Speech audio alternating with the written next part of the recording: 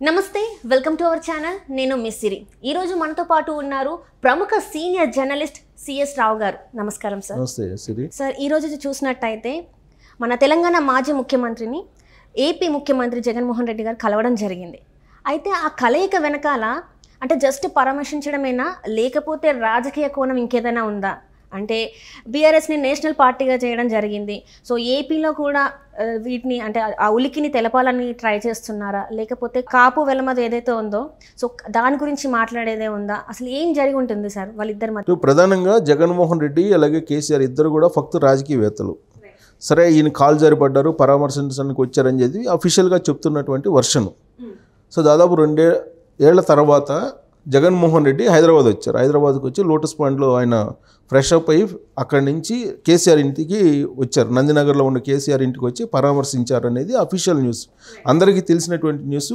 అందరికీ చెప్పినటువంటి న్యూస్ కూడా అది కానీ కేసీఆర్ అలాగే జగన్మోహన్ రెడ్డి ఏకాంతంగా కలిశారు అని అంటే ఖచ్చితంగా రాజకీయాల గురించి ఒక చర్చ అయితే వచ్చి ఉంటుంది ఎందుకంటే సమీప భవిష్యత్తులోనే మరొక 100 రోజుల్లో లోక్సభ ఎన్నికలు ఉన్నాయి సో లోక్సభ ఎన్నికలకు సంబంధించి ఇటు తెలంగాణలో కానీ ఇటు ఆంధ్రప్రదేశ్లో కానీ దేశవ్యాప్తంగా కూడా లోక్సభ ఎన్నికలు జరుగుతాయి వాటితో పాటు ఆల్రెడీ ఆంధ్రప్రదేశ్కి అసెంబ్లీ ఎన్నికలు కూడా జరగబోతున్నాయి సో ఈ క్రమంలో 2019లో ఏ విధంగా అయితే సహకారం అందించారో కేసీఆర్ జగన్మోహన్ రెడ్డికి అలాంటి సహకారం ఏమన్నా కోరుతున్నారా జగన్మోహన్ రెడ్డి అనేది ఒకటి లేదు అసలు ఆల్రెడీ ఓడిపోయారు కాబట్టి బీఆర్ఎస్ పార్టీ అధికారం కోల్పోయింది కాబట్టి ఇక ఆయన చేసేటువంటి సహాయం ఏమి ఉండదని చెప్పేసి అనుకొని లోక్సభ ఎన్నికల్లో వైఎస్ఆర్ కాంగ్రెస్ పార్టీ ఏమన్నా బెనిఫిట్ ఇచ్చేటువంటి అవకాశం ఉందా బీఆర్ఎస్ పార్టీకి అనేది కూడా చర్చకు వస్తుంది ఎందుకంటే వాళ్ళిద్దరు కలిసినప్పుడు ఇచ్చిపుచ్చుకునేటువంటి ధోరణిలో ఒక ఫ్రెండ్లీ వాతావరణంలో సహజ మిత్రులుగా ఇంతకాలం పాటు కొనసాగారు సో ఈ క్రమంలో ఖచ్చితంగా వాళ్ళిద్దరి మధ్య రాజకీయపరమైనటువంటి చర్చ అయితే వచ్చి ఉంటుంది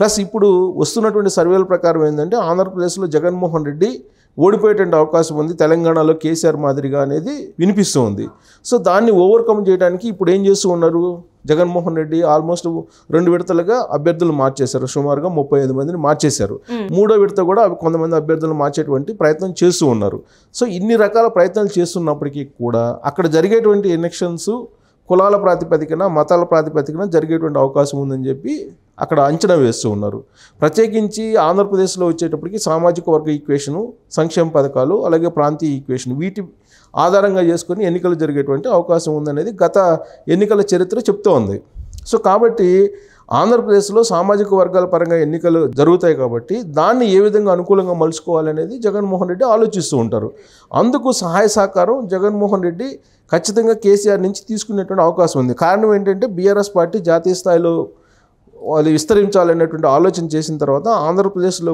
కూడా ఆ విభాగాన్ని విస్తరింపజేశారు ఆల్రెడీ విజయవాడలో ఒక ఆఫీస్ పెట్టడం జరిగింది బీఆర్ఎస్ పార్టీ ఆఫీస్ పెట్టారు అక్కడ బీఆర్ఎస్ పార్టీకి సంబంధించినటువంటి చీఫ్ తోట చంద్రశేఖర్ని అక్కడ నియమించడం కూడా జరిగింది ఆయన పనిచేస్తూ ఉన్నారు సో రాబోయేటువంటి రోజుల్లో ఒకవేళ కనుక ఆంధ్రప్రదేశ్లో బీఆర్ఎస్ పార్టీ కనుక పోటీ చేయకపోతే ఓన్లీ తెలంగాణ పరిమితమైనటువంటి పార్టీగా మిగిలిపోయేటువంటి అవకాశం ఉంది కాబట్టి ఆంధ్రప్రదేశ్లో ఎంటర్ కావాలా వద్దా అనేటువంటి అంశం మీద కూడా వాళ్ళిద్దరి మధ్య చర్చకు వచ్చి ఉంటుంది ఖచ్చితంగా మహారాష్ట్రలోకి ఆల్రెడీ వెళ్తాము మహారాష్ట్రలో ఎంటర్ అవుతాము మహారాష్ట్ర ఎన్నికల్లోకి అని చెప్పి ఆల్రెడీ బీఆర్ఎస్ పార్టీ చెప్తోంది గతంలో కూడా స్థానిక ఎన్నికల్లో పోటీ చేసింది మహారాష్ట్రలో సో ఇప్పుడు ఆల్రెడీ తెలంగాణ భవన్ను బేస్ చేసుకొని రివ్యూ మీటింగులు చేస్తూ ఉన్నాడు KTR BRS party working president హోదాలో ఆయన రివ్యూ మీటింగులు చేస్తూ ఉన్నారు సో పార్లమెంట్ ఎన్నికలకు ఏ విధంగా రెడీ అవ్వాలి అనేది వాళ్ళు వ్యూహాలు రచిస్తున్నటువంటి క్రమంలో జగన్మోహన్ రెడ్డి అలాగే కేసీఆర్ భేటీ అనేది ఖచ్చితంగా ఎన్నికల వ్యూహంలో భాగంగానే వీళ్ళిద్దరూ చర్చ నడిచి ఉంటుందని చెప్పేసి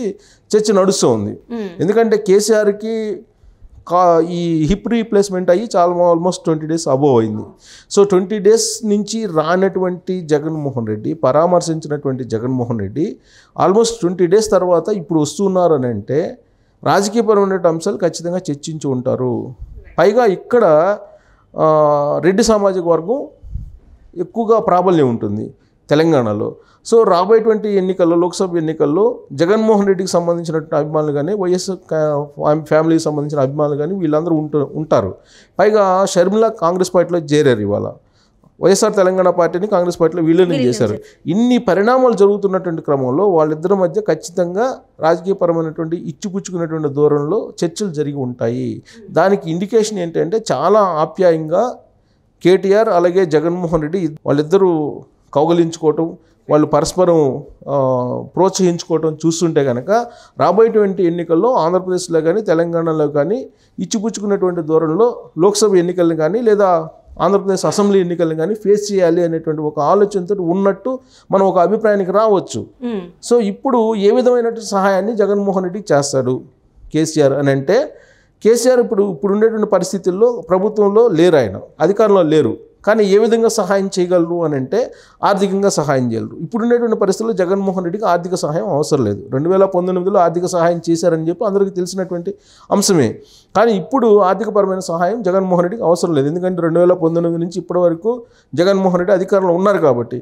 మరి ఎలాంటి సహాయం కావాలి జగన్మోహన్ రెడ్డికి కేసీఆర్ నుంచి అని అంటే సామాజిక వర్గ పరంగా సహాయం కావాలి. సో ఇప్పుడు కేసీఆర్ కనుక ఆంధ్రప్రదేశ్లో ఎంటర్ అయితే అక్కడ ఉన్నటువంటి వెలమ సామాజిక వర్గం ప్రత్యేకించి ఉత్తరాంధ్రలో ఎక్కువగా ఉంది.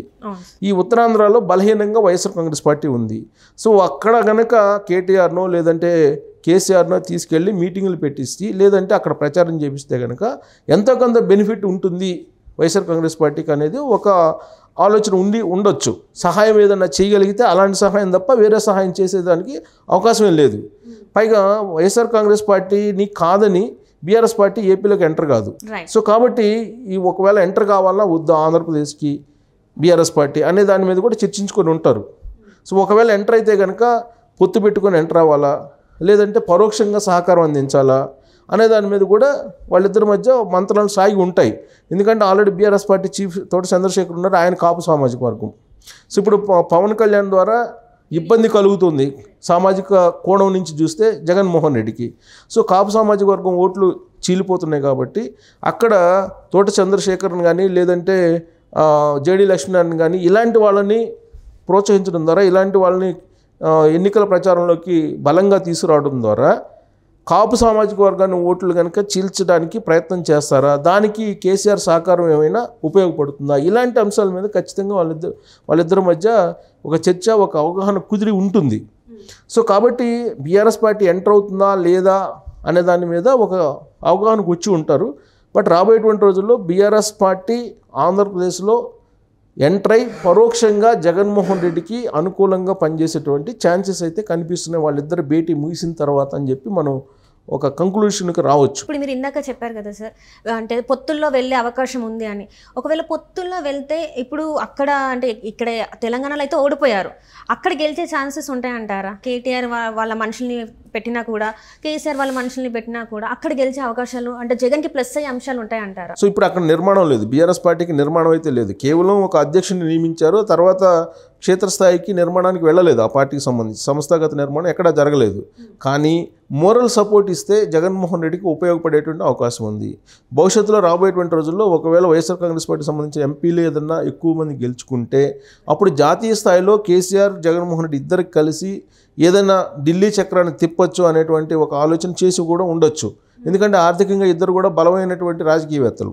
ఆర్థికంగా మిగిలినటువంటి పార్టీలకు కూడా భారతదేశంలో అవసరమైతే ఆర్థిక సహాయం చేస్తామని చెప్పి ఆల్రెడీ ఇంతకుముందు కేసీఆర్ చెప్పినటువంటి విషయం అందరికీ తెలిసిందే.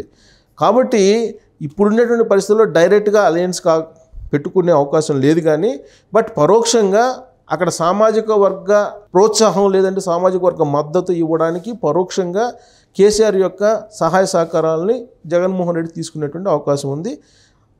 ఏదో ఒక రకంగా ఈసారి కూడా ముఖ్యమంత్రి కావాలని జగన్మోహన్ రెడ్డి ప్రయత్నించేస్తున్నారు. అందుకని సర్వశక్తులు అన్ని కోణాల నుంచి ఉపయోగిస్తున్నటువంటి పరిస్థితి.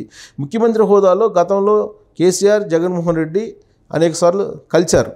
కానీ ముఖ్యమంత్రి హోదా కోల్పోయిన తర్వాత కేసీఆర్ జగన్మోహన్ రెడ్డి కలవడం ఇప్పుడే.